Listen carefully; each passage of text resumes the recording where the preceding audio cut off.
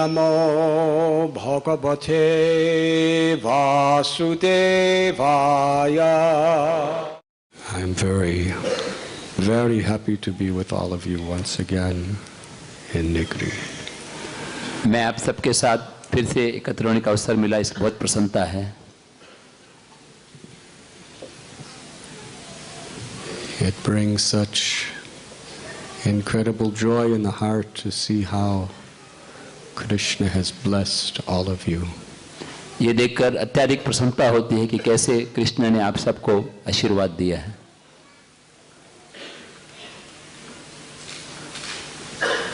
Not so many years ago, Vrindavan Prabhu, Radhe Shyam Prabhu, they would invite me to Gopalacharya Prabhu's family's home, where we would have little kirtans and talks in their living room. कुछ ही वर्ष पहले वृंदावन प्रभु राधे श्याम प्रभु मुझे गोपालाचार्य प्रभु के घर में आमंत्रित करते थे कीर्तन प्रवचन के लिए. And that was all we had in Nigri. और उस समय सिर्फ हमारे पास Krishna. Little by little, their neighbors started taking interest. धीरे धीरे पड़ोसी भी उसमें रुचि लेने लगे. And then major breakthrough, we began to have little discourses in the Krishna temple. फिर कुछ समय बाद श्री कृष्ण मंदिर में प्रवचन होने लगे. And soon people were becoming more and more excited about Krishna and bhakti. And near the Krishna temple, we had a ground where we'd make little pandal, and some hundreds of people would come. और फिर लोग कृष्ण भक्ति में रुचि लेने लगे और कृष्ण मंदिर के पास में पंडाल में कार्यक्रम होने लगा. The special feature was the enthusiasm of the people of Nigri for chanting and dancing in kirtan. और विशेष पहलू जो है वो निगड़ी के भक्तों का उत्साह कीर्तन और नृत्य के लिए. Sometimes people from other countries would come and they would see the enthusiasm of the people of Nigri and thought this is the best place in the world. और कई बार विदेश से भी लोग आते और यहाँ के भक्तों का उत्साह देखकर कहते कि दुनिया का सबसे अच्छा स्थान है.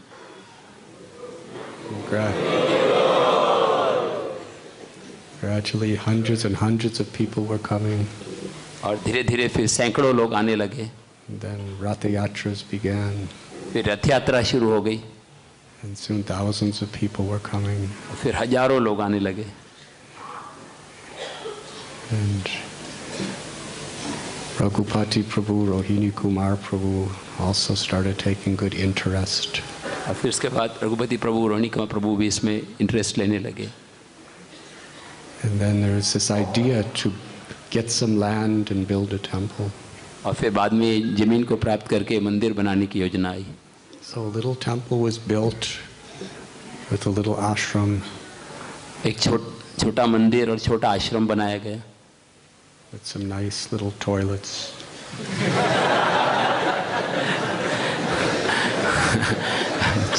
छोटे से टॉयलेट.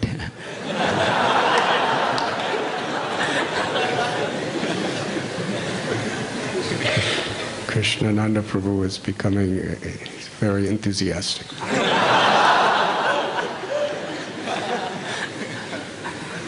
बोल रहे हैं कि मैं बहुत उत्साही बन रहा हूँ.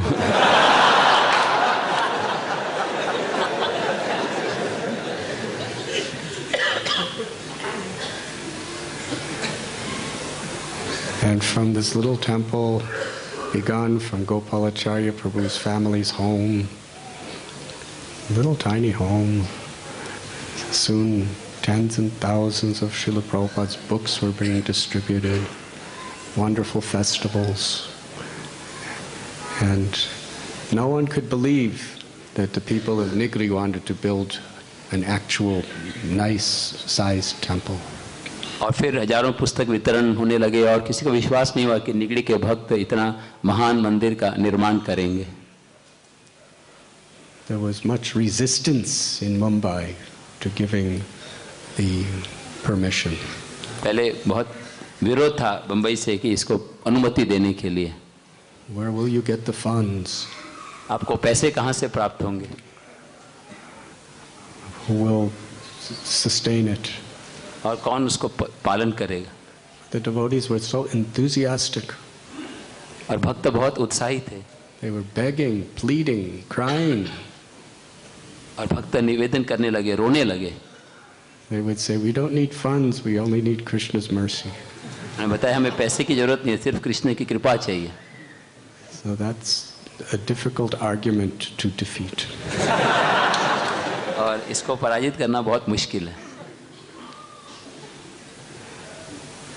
And within a year or two, this wonderful temple was built. और बस 1-2 साल में ये सुंदर मंदिर निर्माण हुआ। Simply a manifestation of wonderful devotion. और ये सुंदर भक्ति का प्रकट रूप है। A place where thousands of people could come at any single time to share the beauty of the path of devotion. जिससे हजारों भक्त एकत्र हो सके और भक्ति की सुंदरता का आदान प्रदान कर सके। Yesterday we were in Pune. कल हम पूना में थे। When Vrindavan Prabhu also went there. Vrindavan प्रभु भी वहाँ गए। And Radhe Shyam Prabhu came after Vrindavan went to the west. And somehow or other, through their incredible efforts, and Krishnananda Prabhu was also there.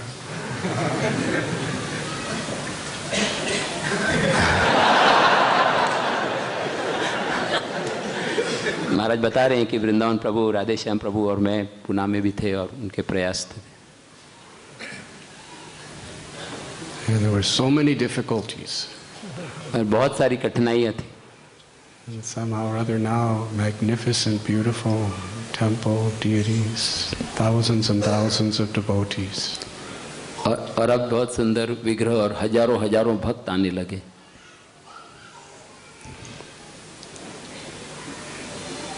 It is so beautiful to see how Srila Prabhupada's his loving, compassionate wish to give pure devotional service to the people of India and the world is being fulfilled and empowered in such a miraculous way.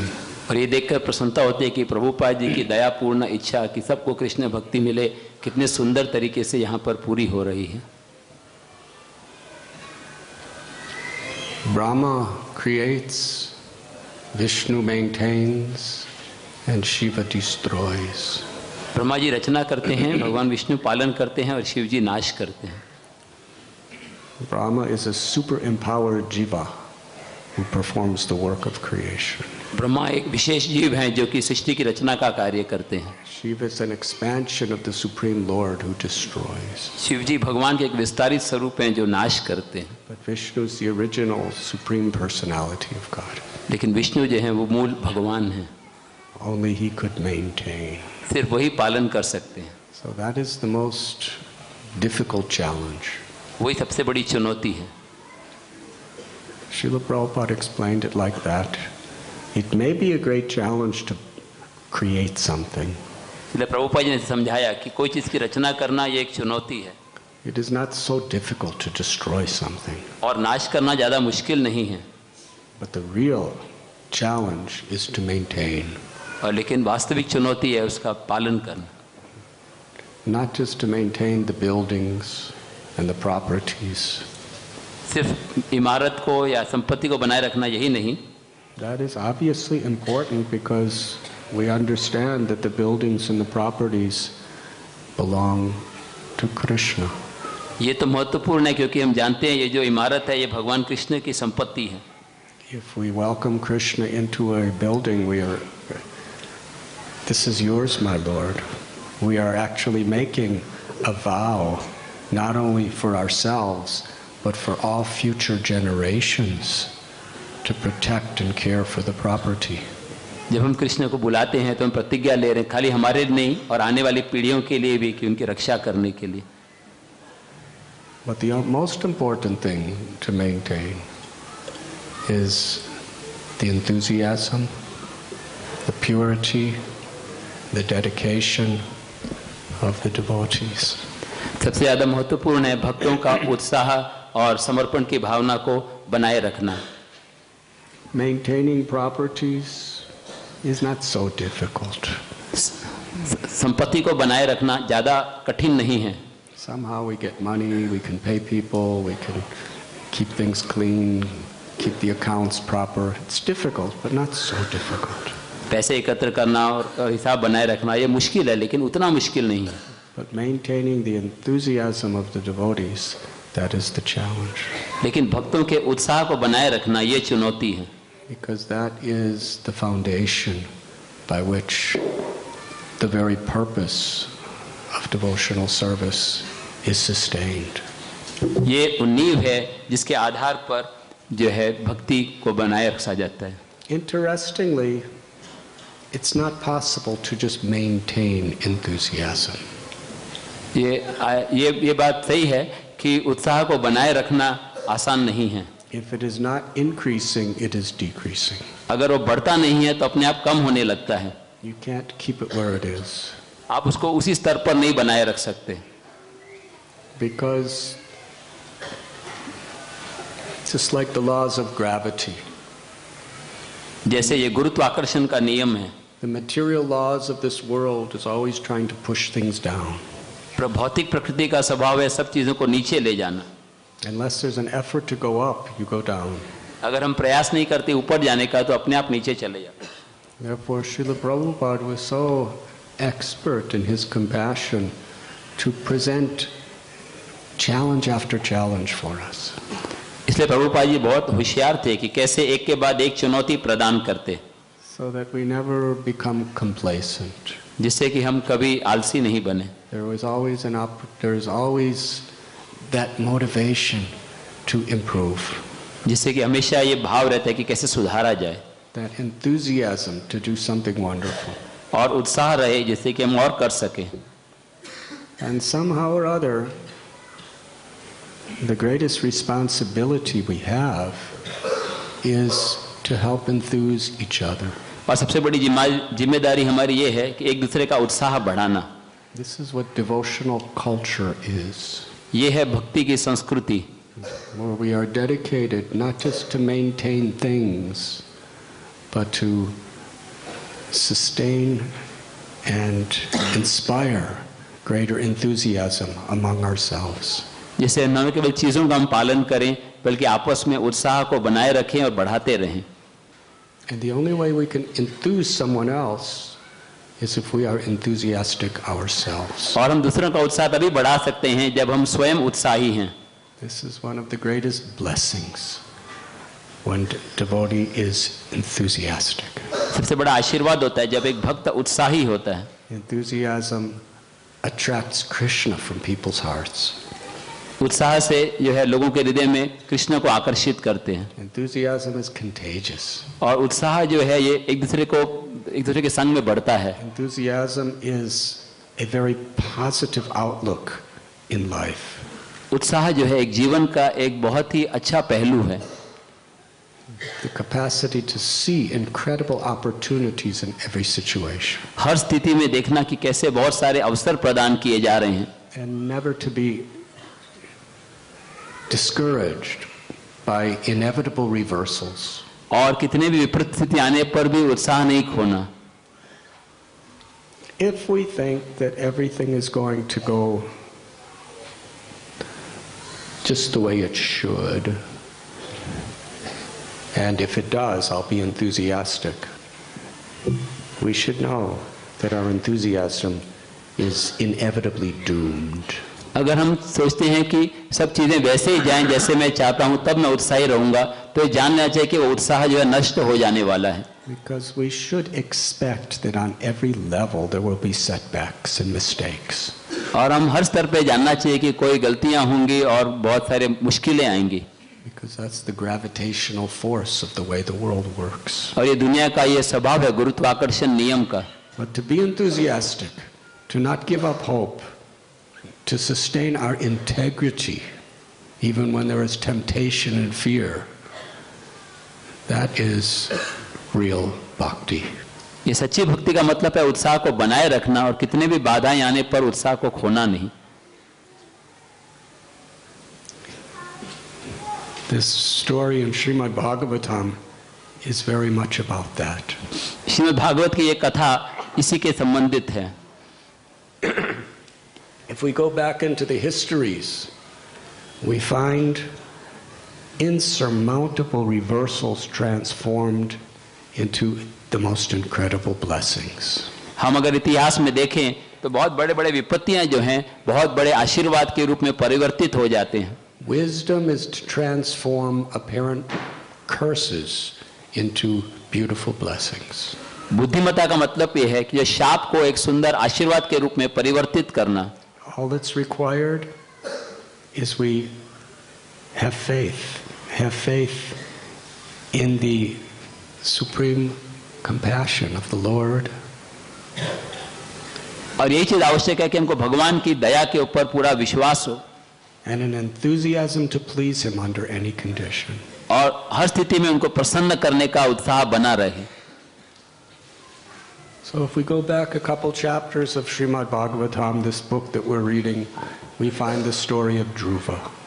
हम कुछ अध्याय पहले देखें तो इसमें ध्रुव महाराज की कथा आती है. He was a 5-year-old boy. वो 5 वर्ष के बालक थे. Who was totally insulted by his stepmother. उनकी सौतेली माँ ने उनकी बेइज्जती कर दी थी.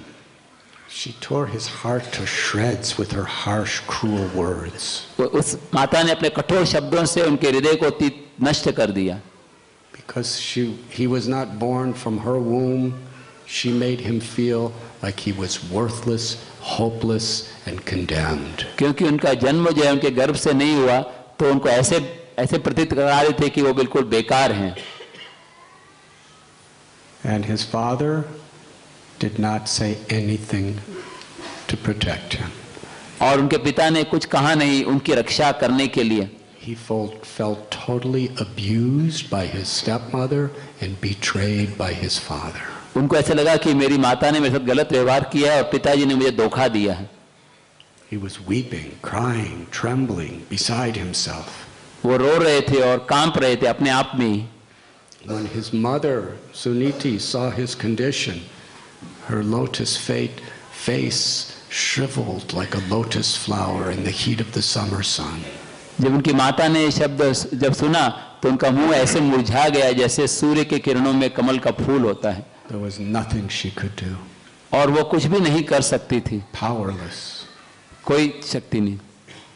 Dhruva said, I want to get revenge. I want a kingdom greater than my father's. ध्रुव ने कहा कि मैं बदला लेना चाहता हूं, मुझे मेरे पिता से ज्यादा बड़ी संपत्ति मिले. Suniti say only God can help you. तो उन्होंने बताया सिर्फ भगवान ही मदद कर सकते हैं. Where is this God? उन्होंने पूछा ये भगवान कहाँ पर हैं? Sages say the sages go to the forest to find him. उन्होंने बताया कि ऋषि जो है जंगल में जाते हैं भगवान की खोज में. So this 5-year-old child ran from home alone into the deep dark forest. तो 5 वर्ष के बालक जो हैं अकेले गहरे जंगल में चले गए. He was so determined. वो इतने दृढ़ निश्चयी थे.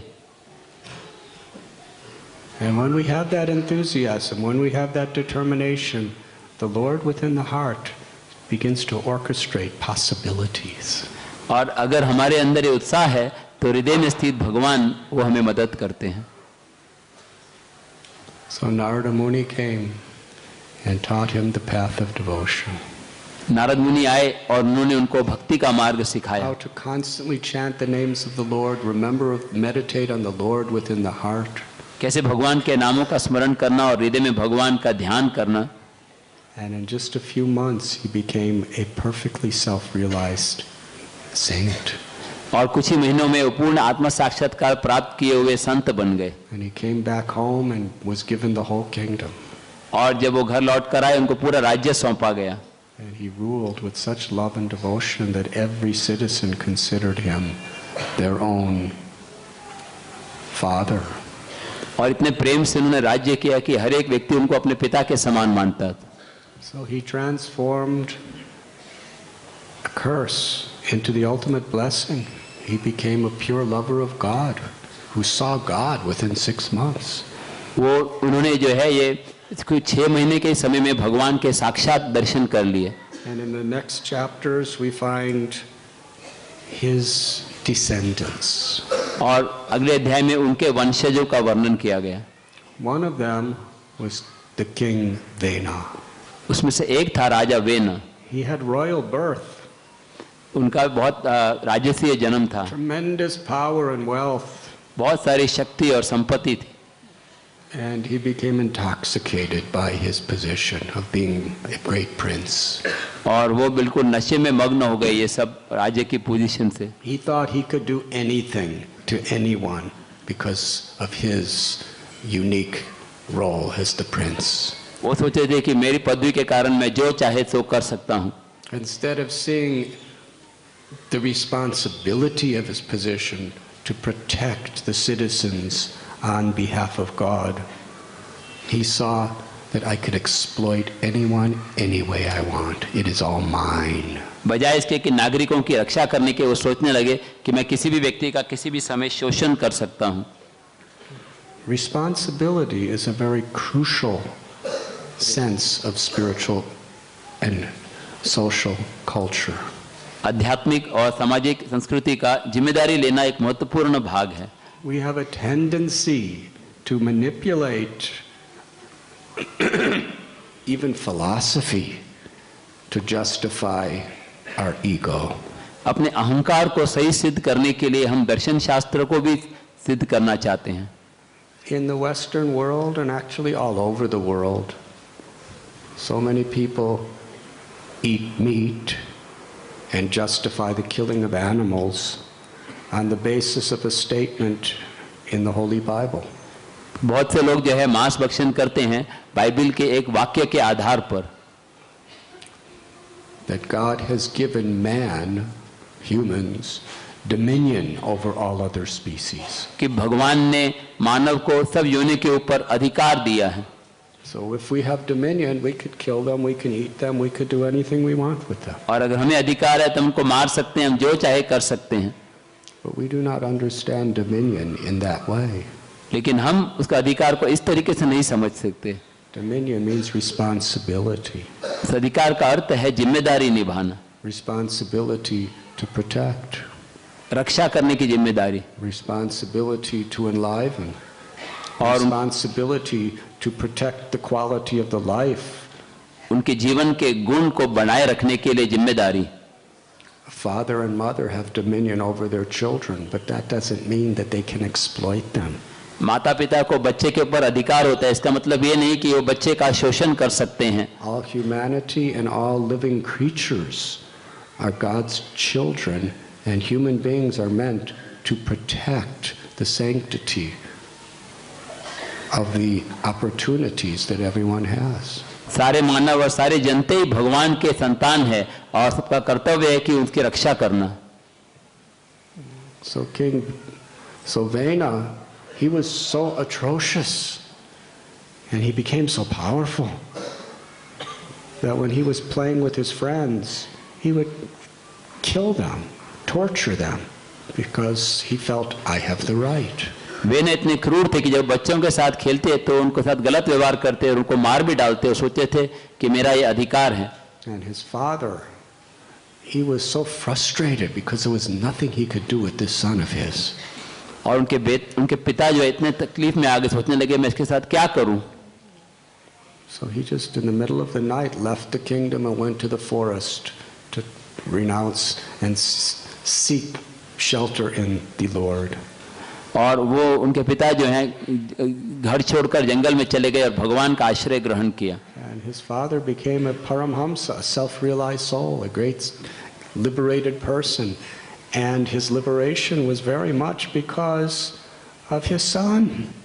और उनके पिता जो है आत्म साक्षात्कार प्राप्त किए और मुक्ति हो गई, उसका एक मुख्य कारण था कि उनके बेटे के कारण उनको ये मिला। The most imperfect possible material situation of a king. Can you imagine the embarrassment? A king whose son is cruel, murderous dacoit. आप सोच सकते हैं कितनी बड़ी खराब स्थिति है अगर किसी का बेटा जो है वो कोई डाकू हो और मर्डर लोगों का खून करने वाला हो। There was nothing he could do to stop him. और उसको रोकने का कोई तरीका नहीं। So he just left the kingdom out of humiliation and frustration and took shelter of the Lord and perfected the path of liberation. और लेकिन उस स्थिति में उसने भगवान का आश्रय लिया और पूर्णता को प्राप्त कर लिया। But meanwhile, Vena took the king, the throne. तो लेकिन फिर वेना जो है वो राजा बन गए। And he made laws that no religious activity was allowed except worship of him. उन्होंने ऐसा नियम बनाया कि कोई भी धार्मिक क्रिया नहीं कर सकता सिवाय उनकी स्वयं की पूजा। He twisted the scriptures according to his own ego, which is very common. अपने अहंकार के वजह से उन्होंने शास्त्रों में बदल कर दिया, जो कि बहुत आम बात हो गई है। He said, according to the scripture, the king is representing God. उन्होंने कहा शास्त्र के अनुसार राजा जो है भगवान का प्रतिनिधि होता है। I'm your king. मैं आपका राजा हूँ।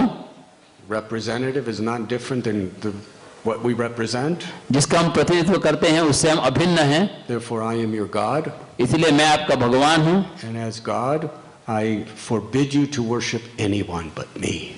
और भगवान होने के नाते मैं आज्ञा देता हूँ कि मेरे सिवाय किसी की पूजा नहीं करें। If you do, you will be plundered, tortured, and killed. अगर आप ऐसे करोगे तो आपके साथ बुरा व्यवहार किया जाएगा और आपको मार दिया जाएगा। He punished people if they were pious. और अच्छे लोगों को वो सजा देते थे। And he awarded people if they were sinful. और पापी लोगों को इनाम देते थे। He was very powerful. बहुत शक्तिशाली थे। There was nothing anyone could do. और कोई कुछ कर नहीं सकता था उनको। He was a terrible terrorist. वो एक बड़े आतंकवादी थे। Who had power and control over society. जिसको समाज के ऊपर पूरा अधिकार था। Not only was he himself extremely powerful with mystic siddhis, न केवल वो शक्तिशाली थे, उनके पास योगिक सिद्धियां थी, but he had all the armies at his command. और सारी सेना उनकी आज्ञा के कार्य करती थी। He was persecuting, subjugating innocent people. और निर्दोष लोगों को वो तकलीफ दे रहे थे, उनसे गलत व्यवहार कर रहे थे। If you didn't absolutely surrender to whatever he wanted, you die. अगर आप उनकी आज्ञा का पूरा पालन नहीं करें तो आपको मृत्यु दंड दिया जाता। This was King Vena. ये थे राजा when. So this is a serious problem. ये बहुत गंभीर समस्या है। And the saintly people, they were coming together. What are we going to do about this? सब साधु पुरुष एकत्र होकर सोचने लगे कि इसका क्या किया जाए। He's destroying the sanctity of the world. ये पूरी दुनिया की पवित्रता को नाश कर रहे हैं। So they had the powers of God with them. उनके पास भगवान की शक्ति थी। And they chanted out of an emergency situation. These Brahmins and sages who are ahimsa, who are non-violent, who are shanti, who are very peaceful, they understand this is an emergency. We have to do something. ब्राह्मण और साधु जो अहिंसावादी थे वो सोचने लगे कि अभी इस स्थिति में कुछ करना होगा ये। So he chanted some mantra. They chanted mantras. उन्होंने ऐसे कुछ मंत्रों का जाप किया। And the mantras caused King Vena's heart to stop. और उस मंत्र के कारण वेन का हृदय जो है चलना बंद हो गया। And he died. और उसकी मृत्यु हो गई। Hari Bol. हरि बोल। But then what happened is after he died, things got hundreds of times worse. लेकिन उसकी मृत्यु के बाद स्थिति और खराब हो गई। Because even though his laws were totally selfish, envious, egoistic and corrupt, at least there was laws. हालांकि उनके नियम जो है बहुत स्वार्थी और भ्रष्टाचार से भरे हुए थे, कम से कम कुछ नियम तो थे। But without some strong, administration, then anybody can do anything and there's nothing to restrict them. और अगर राज्य नहीं हो तो कोई व्यक्ति कुछ भी कर सकता है, उनको रोकने वाला कोई नहीं है। So thieves and criminals were unchecked by anyone. और चोर और डाकू को कोई रोक नहीं सका। So the Brahmins and sages were thinking, now what? ब्राह्मण और ऋषि सोच रहे थे अब क्या किया जाए। We tried to solve one problem and our solution has made the original problem even worse. हमने एक समस्या का हल करने का प्रयास किया और उसके हल से वो समस्या और भी ज्यादा बढ़ गई। With all good intentions. और हमारा इरादा बहुत अच्छा था। Prahlad Maharaj explained it like this, that unless we have spiritual wisdom, then the solutions to our problems on a material level will often make more difficult problems than the original problem we tried to solve. Prahlad महाराज बताते हैं कि जब कोई समस्या का हल करने जाते हैं तो वो हल जो है वो और ज्यादा समस्या बढ़ा देते हैं. Have any of you ever had that experience? आप में से किसी को ये अनुभव हुआ है कभी? Even good intentions, the nature of this world is so implicated, complicated. ये दुनिया का स्वभाव है वो बहुत ही जटिल है. But you see, they were not discouraged. लेकिन वो उत्साह नहीं खोए. Their enthusiasm wasn't, they didn't give up. उन्होंने अपने उत्साह को त्यागा नहीं.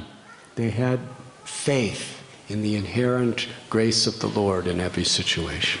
उनको हर स्थिति में भगवान की श्रद्धा, भगवान की कृपा के ऊपर श्रद्धा थी. They were seeing the potential of light even in the greatest darkness. सबसे बड़े अंधकार में भी वो प्रकाश की किरण देख रहे थे.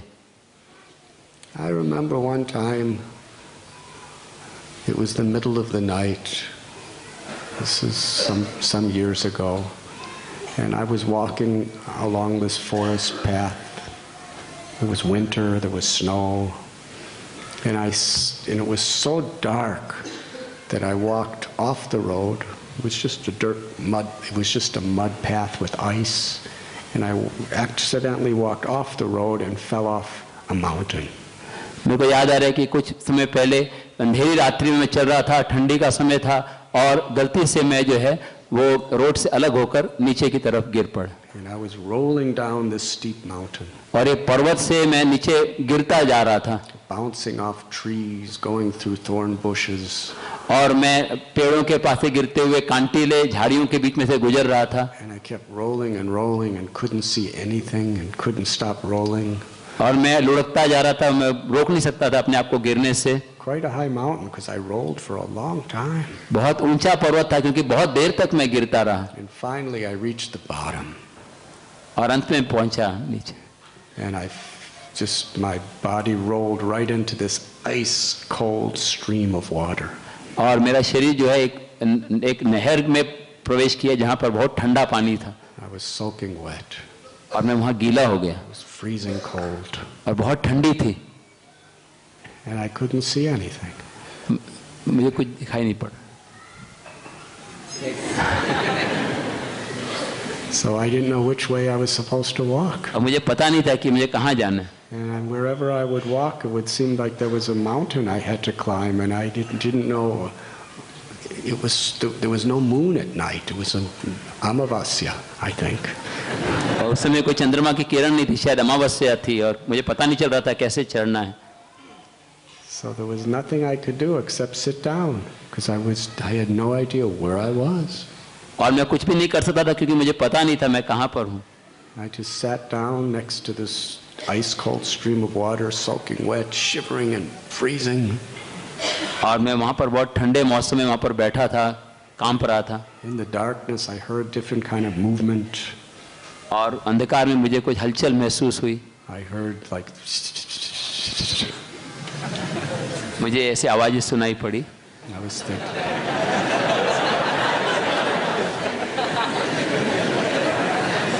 So I was thinking this might be a poison snake. मुझे लगा कोई जहरीला सांप होगा. He probably sees me, but I don't see him. शायद वो मुझे देख रहा है, मैं नहीं देख रहा. And then I heard, and something was walking and just crushing bushes. और मुझे दिखाई पड़ा कोई चीज चल रही है और झाड़ियों को नष्ट करते हुए आ रही. Could be a bear, could be a wolf. हो सकता है वो चीता हो. I couldn't see. मैं देख नहीं पा रहा. And these sounds were really close. और वो बहुत पास आ रहा. They sounded closer than Govinda Prabhu was to me. इतना पास में जितना गोविंद प्रभु. So all I could do is just chant. बस मैं और कुछ नहीं कर सकता सिवाय नाम लेने के. What else do you do? और क्या कर सकते हैं? You can't see. There may be things about to kill you, but you can't see it. हम उस स्थिति में थे कि देख नहीं पा रहे. So I was just chanting Hare Krishna, Hare Krishna, Krishna Krishna, Hare Hare, Hare Ram, Ram Ram, Hare Hare. But I had a hope.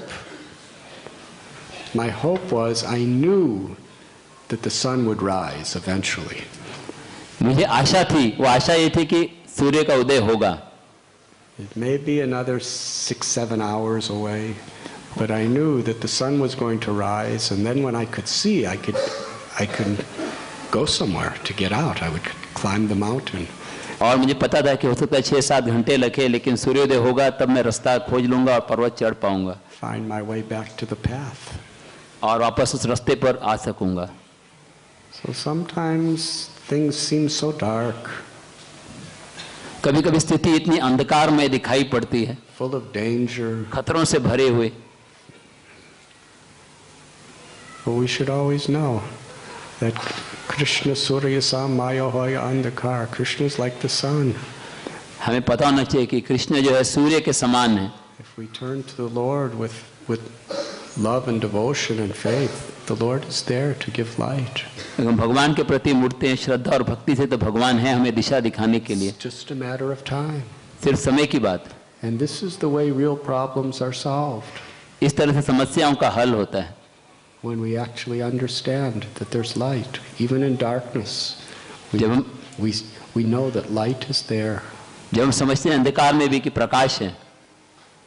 And instead of focusing on why is it so dark, we focus on the light is coming. बजाय इसके कि ये विचार करना इतना अंधकार क्यों है, इस बात पे विचार करना कि प्रकाश आ रहा है. And how to connect to that light. और कैसे उस प्रकाश से जुड़ा जाए.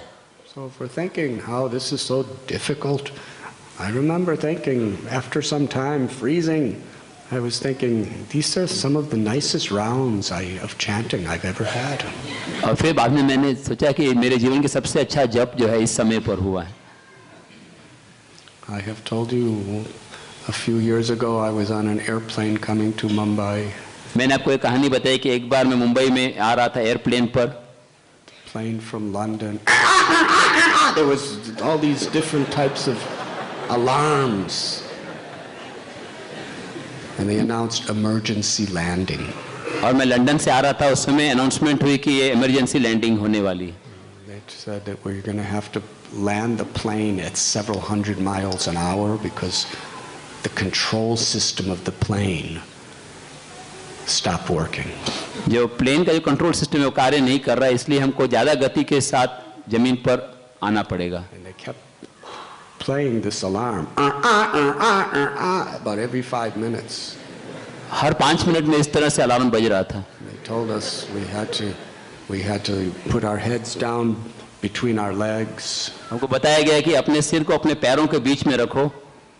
And they took the strongest, biggest men and put them near the emergency exits to help people out in case that had to be done.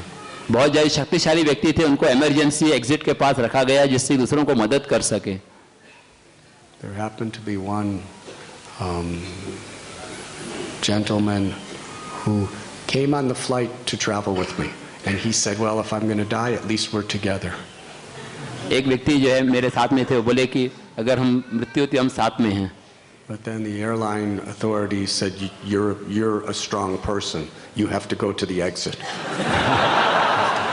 Airline व्यक्ति ने उससे कहा कि आप शक्तिशाली हो, आपको इमरजेंसी एग्जिट के पास जाना चाहिए.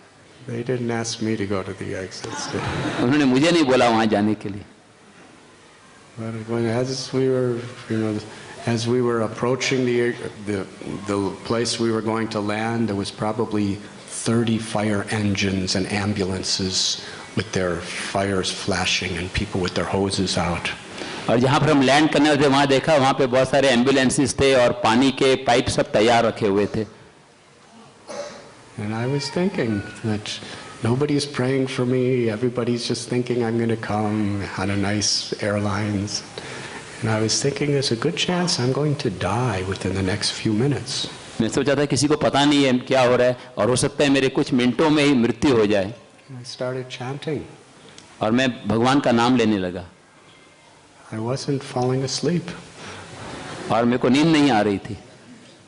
I wasn't thinking about, oh, this person said that and that person said this and why is it like this. और मैं ये नहीं सोचा था कि इसने ऐसा क्यों बोला, उसने ऐसे क्यों बोला, या ऐसे क्यों है, वैसा क्यों है. It was just it was just Krishna and me. That's all there was anymore. And बस उस समय सिर्फ कृष्ण थे और मैं था. Srila Prabhupada. And I was chanting so intensely. Shri Prabhupada और मैं बहुत गहराई के साथ जप कर रहा था. And I started feeling this is the greatest blessing of my life. और मैं सोचने लगा ये मेरे जीवन का सबसे बड़ा आशीर्वाद है. I feel so close to God. मैं भगवान के इतने करीब आ गया. Everything, all the distractions of the world are just stripped away by this crisis. इस विपत्ति के कारण सारे जो बाधाएं थे वो सब दूर हो गए. I started offering beautiful prayers for everyone's well-being. और मैं सबके कल्याण के लिए प्रार्थनाएं करने लगा. As I was chanting the holy names. और मैं भगवान का नाम ले रहा था. And suddenly, at about 300 miles an hour, the plane hit the runway. और फिर 300 माइल प्रति घंटे की गति से प्लेन जो है जमीन को स्पर्श किया. We were bouncing like, and all the luggage was going, and babies were crying, and mothers and people were screaming. It was very.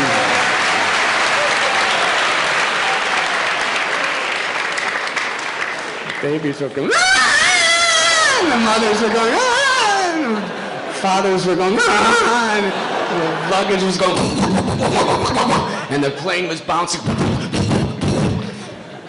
and the fire engines were all chasing after us with their. And then there was this smell of burning rubber, and there were sparks flying from the tires. फिर बच्चे जो है रो रहे थे, माताएं रो रही थी.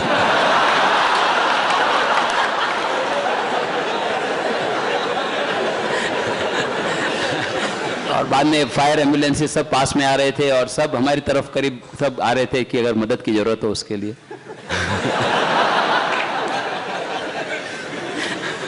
Quite good, quite good.